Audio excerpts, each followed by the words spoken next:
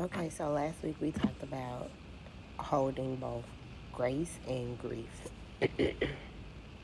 and how Jesus Christ himself even acknowledged his grief, and that's a very human part of our existence.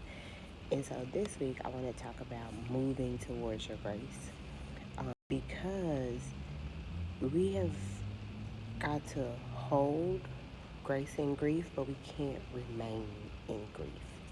The same way scripture talks about Christ's kingdom being truth and grace. Too much truth, you become a Pharisee. Too much grace, you, Paul talks about, like, should you remain in sin because grace abounds? He says, heavens to Betsy, no, right? And so there's duality in our existence. We are tasked to navigate that. And so moving towards your grace, when we're looking at the story of Lazarus, Christ wept. He wept. He had physically been disconnected from a friend. His friends who were alive were sad. He was sad.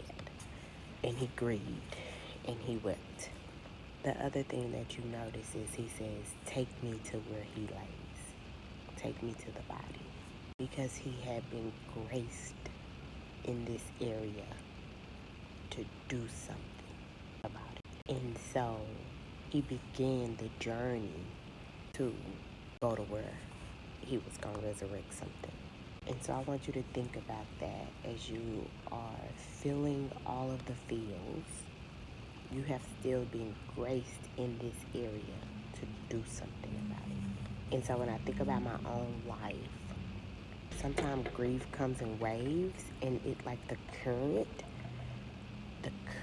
of the waves. I drift further than I had intended to drift, right?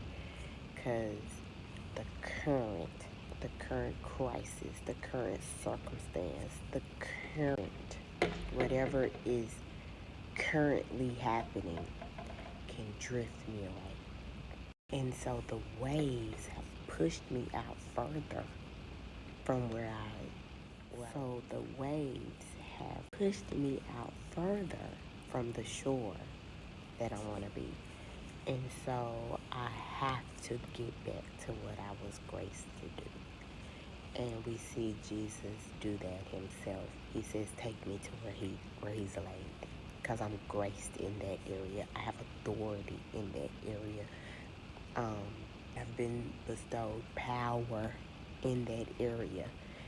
And so feel all of the things, but recognize when the current situation or the current chaos or the current bill that you can't pay or the current relationship falls through the crack, then it's like, oh my gosh, another one. Or the current this or the current that or the current this, right? With your kids, with your family, with your friends, with your relationships, with your weight fluctuation, whatever it may be. The current inconsistency, whatever it is taking you further than you plan to be, and you got to get back to where you're graced, right? And so that's what I want to encourage you with grace and grief this week. Get back to what you're graced to do, okay? Get back to it. Pick it back up. Set your eyes and your heart and your mind towards it. Get walking to what you thought was dead. You are graced in that area. I don't believe that you have been through what you've been through, know what you know, experience what you experienced for areas of your life to remain dead. You yourself are meant to resurrect something.